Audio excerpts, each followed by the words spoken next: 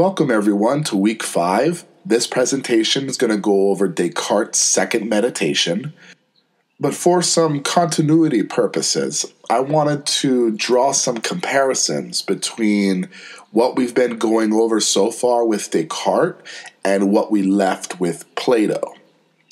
If you notice here, both Descartes and Plato, who are both considered rationalists, they both think the best way to find certainty for Descartes, or find the forms, the essence of truth for Plato, is to use your mind's reason. With Plato, he used his mind in order to argue and dig to a specific point.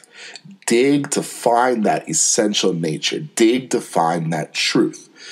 You see the same kind of digging here in Descartes, where Descartes is searching for certainty by putting everything under a skeptical eyeglass, if you will.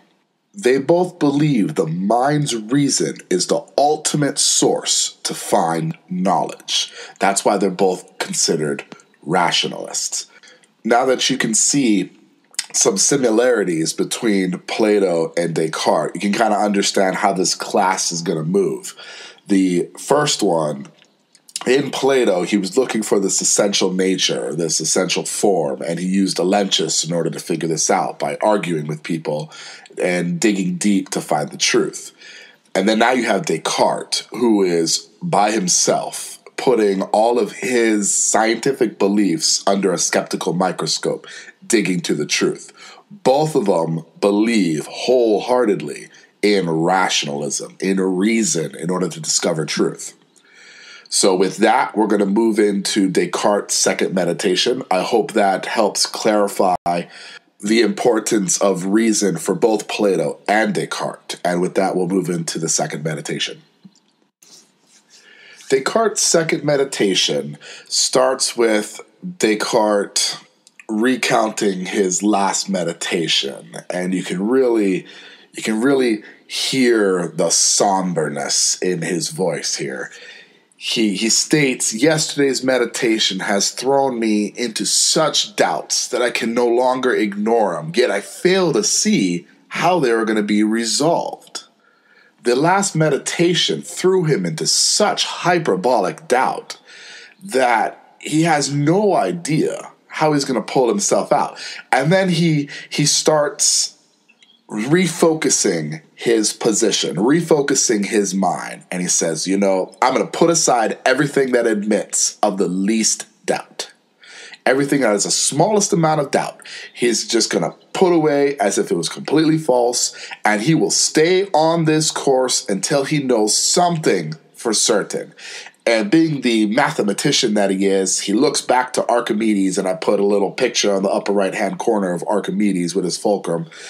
Archimedes sought but one firm and immovable point in order to move the entire earth from one place to another. And so, being a mathematician and philosopher, he's kind of psyching himself up again and thinking, I'm not going to give up. This is what I sought out to do. Everything that admits at least the smallest amount of doubt, I'm going to completely throw away until I can find something certain, some immovable point. Now, Descartes is writing at a time when this new physics was being developed by Galileo and other contemporaries of Galileo. And this new physics was believed to be understood as a mathematization of nature. Basically, Galileo and the others began understanding the process of movement and change in the universe as being formalized in a small number of mathematical relationships. So they believed that they could see or they could explain nature and physics with the certainty of mathematics. This led to an understanding of the universe as being governed by very few simple abstract mathematical principles. So the metaphysics developed in the meditations by Descartes is kind of meant to serve as an underpinning for this new physics being developed at the time. And what metaphysics means is metaphysics is a theory about the universe, a theory about the universe and how it's changed or came to be. He wanted to move into philosophical certainty using a type of very simple mathematical abstraction.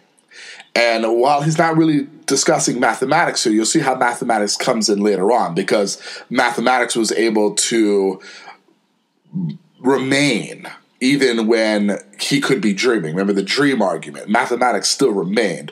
Only the evil genius, the omnipotent evil genius, was able to dissuade him or trick him into thinking that mathematical principles were not certain. So he wants to start from some aspect of certainty and then move from there, just like Galileo and his contemporaries were moving from the certainty of mathematics to explain physics or the new physics. So I kind of paint a picture of Descartes' time and what was going on at this particular time. And with that, we're going to move on to his point of certainty.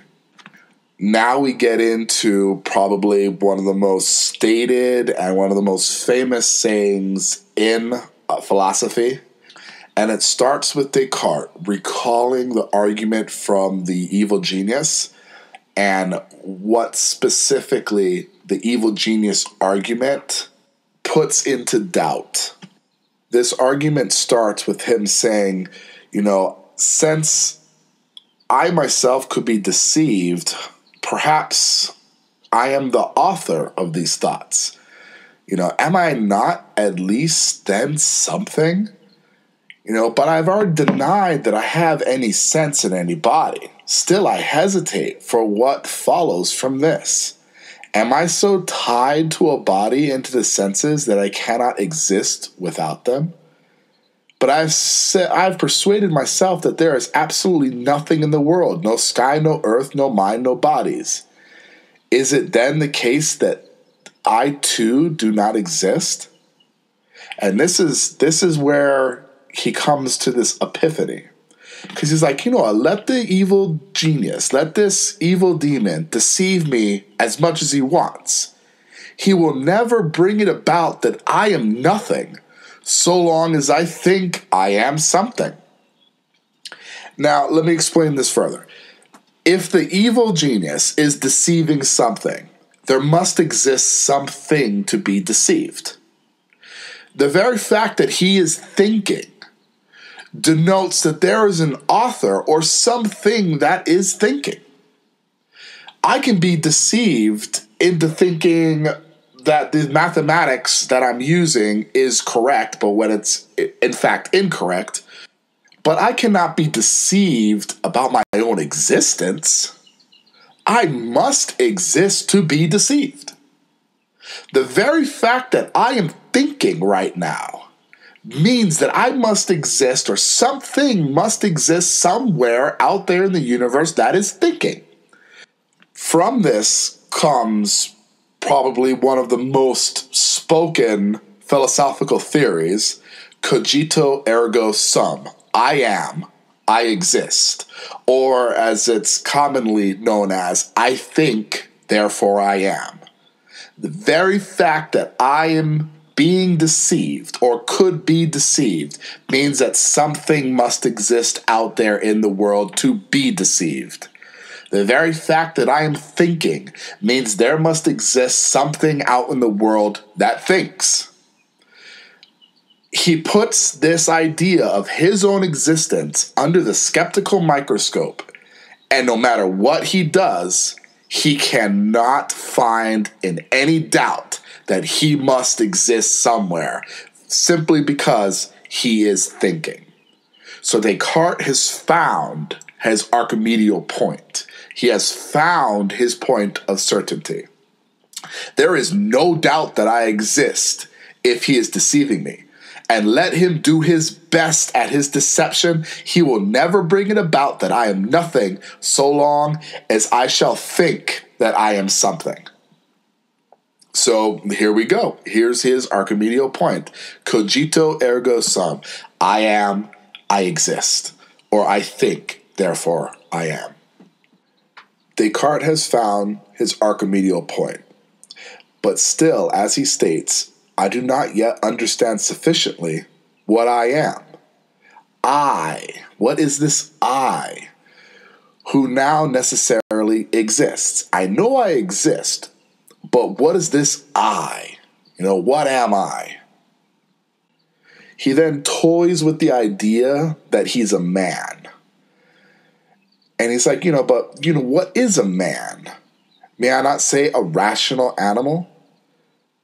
He needs to be careful here because he's found his point of certainty, but he needs to move from a point of certainty into other points of certainty.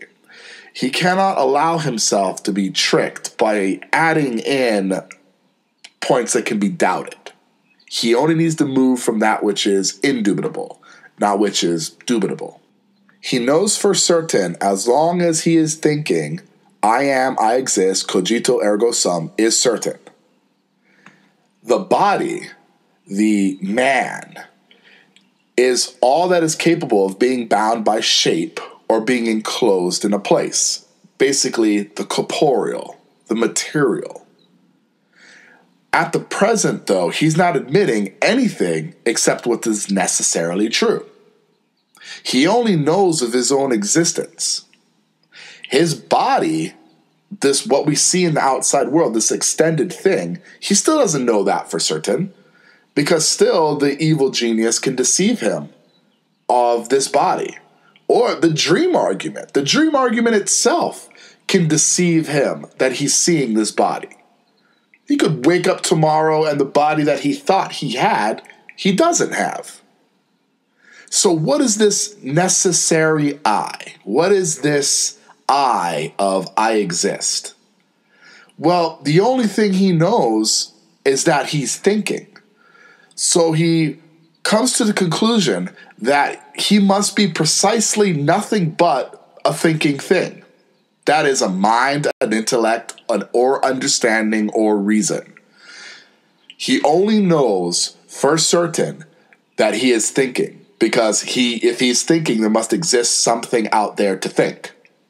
So he cannot be deceived that he is thinking. So the only thing he knows for certain is that he's a thinking thing. He comes to this in the paragraph that starts, but now what am I? When I suppose that there is some supremely powerful and, if I may be permitted to say so, a malicious deceiver who deliberately tries to fool me in any way that he can. He talks about a body, he talks about being nourished, but he does not know that he has a body yet.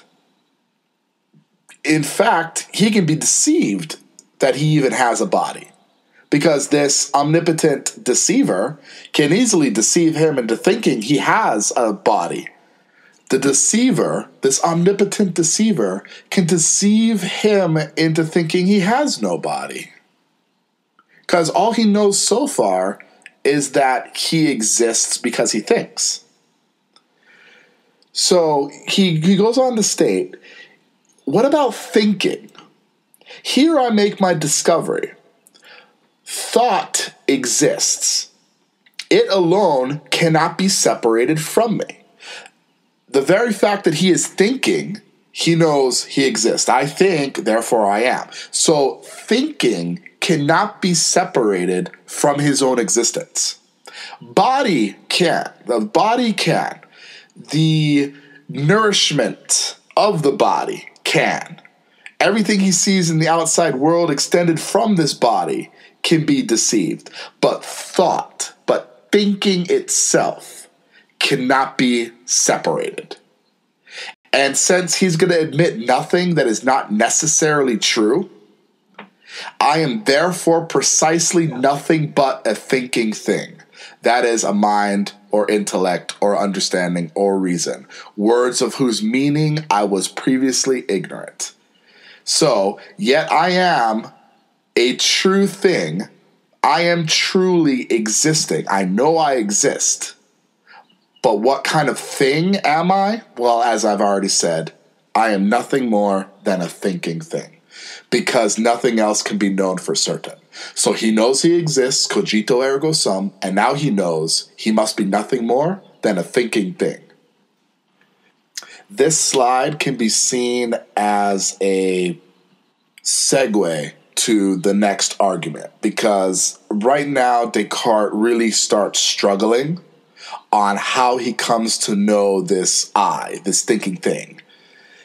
Because the same I who doubts and understands, the same I who senses, who is cognizant of bodily things as if through the senses.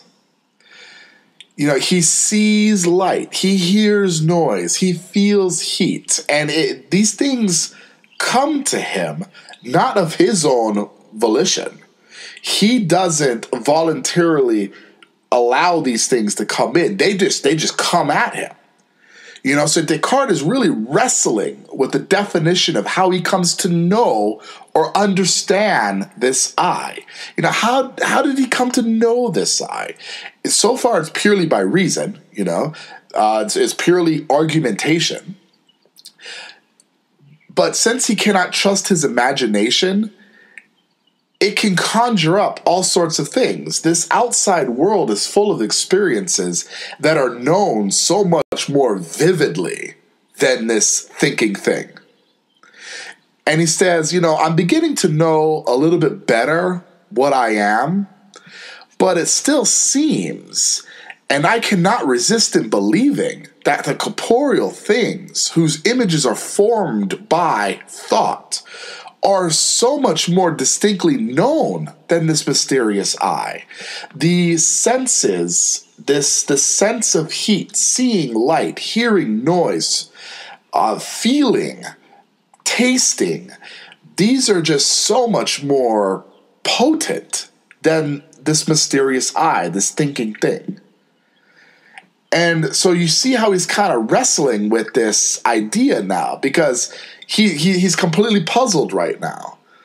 He knows he's concluded that he's a thinking thing, but why is it he has so much of a distinct grasp of the body? And he has so much time, so much of a hard time, difficult time, identifying what is this I that thinks. So this question on how he comes to know the I is really just a transition to what's called the wax argument. Because right now he's wrestling with the idea of the corporeal things, the outside world, the material things that act on his body.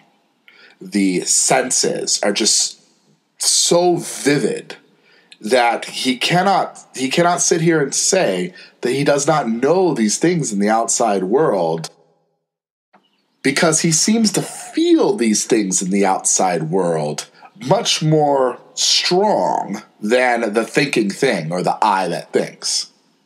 So we'll see what conclusion he comes to when he sees a little piece of honeycomb wax as he sits by the fire. Descartes starts the wax argument with the paragraph, "Let us consider those things which are commonly believed to be the most distinct grasp of all, namely, the bodies we touch and see."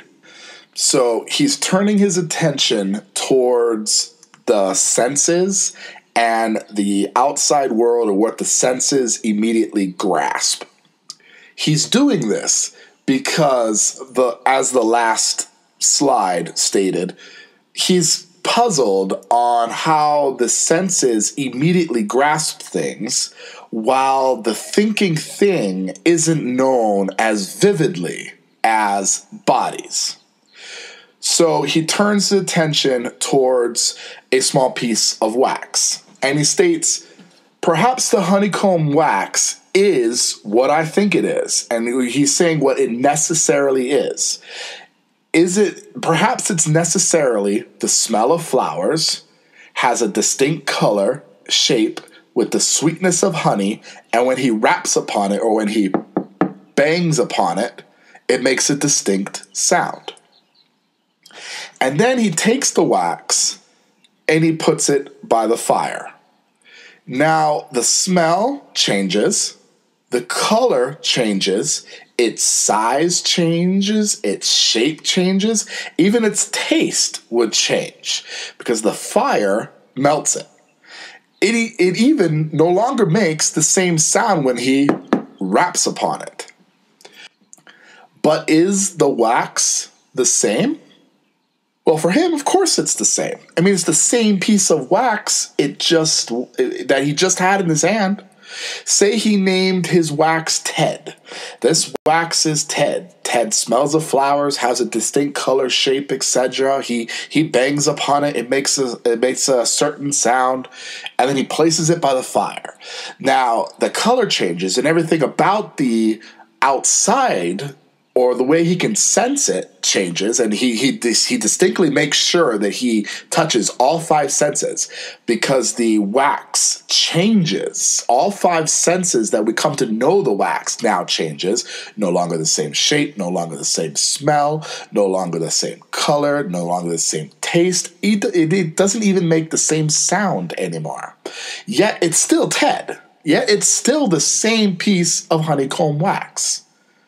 So from this demonstration, he realizes that the perception of the wax is neither seeing, nor touching, nor imagining, nor has it ever been, though it was previously seemed so. Rather, it is an inspection of part of the mind alone. He comes to this conclusion because all the senses of how we knew the wax have now changed. Everything about the wax that could be known through the senses, known from the body, has now completely changed.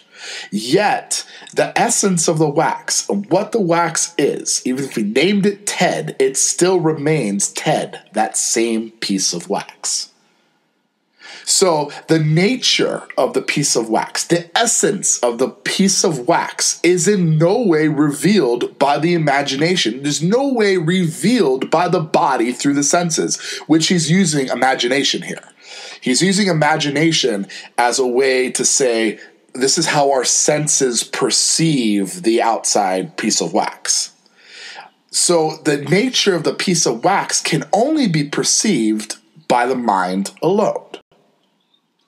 And this makes sense because we often watch movies where a soul of a person is switched by another one. Freaky Friday comes to mind, where the soul of the mom switched with the soul of the daughter. And we would say that even though the outside body didn't change, the essence or nature of the individual has changed. As human beings, we often perceive nature as being more than just the corporeal, being more than just the outside body. When somebody dies, it's not unknown for a human being to say, well, their body just died. Their essence or their nature or their soul, that which we cannot see, has moved on. Other people who believe in reincarnation, they say, the soul of that person is no longer within that body. It has now traveled to another body.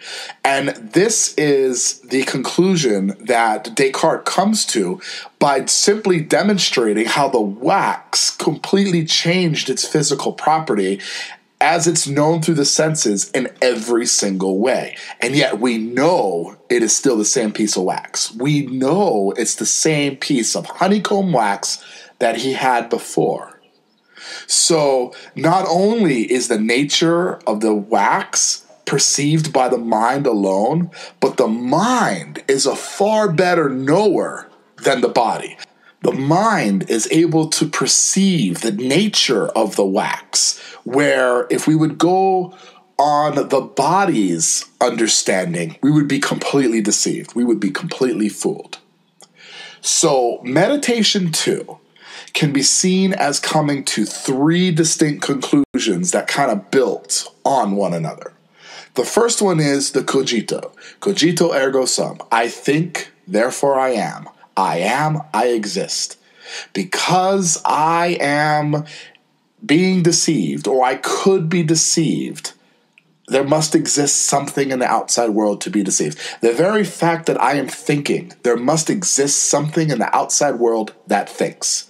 So the first necessary or certain aspect of the meditation too is cogito ergo sum, I think therefore I am. And that I am nothing more than a thinking thing. Or I can know nothing more that I am a thinking thing about myself. So cogito ergo sum, I am a thinking thing. And the third that comes from, or the third aspect of certainty that comes from the wax argument is that the nature is perceived by the mind alone, that the mind is a far better knower than the body. So all clear and distinct perceptions come by the means of the intellect alone, and not the senses or imagination. Here he states the clear and distinct, what he clearly understands and what is distinct from other things. Certainty, understanding, knowledge comes by the means of the intellect alone. That's what the wax argument demonstrates. And that obviously the mind is a far better knower than the body or the senses.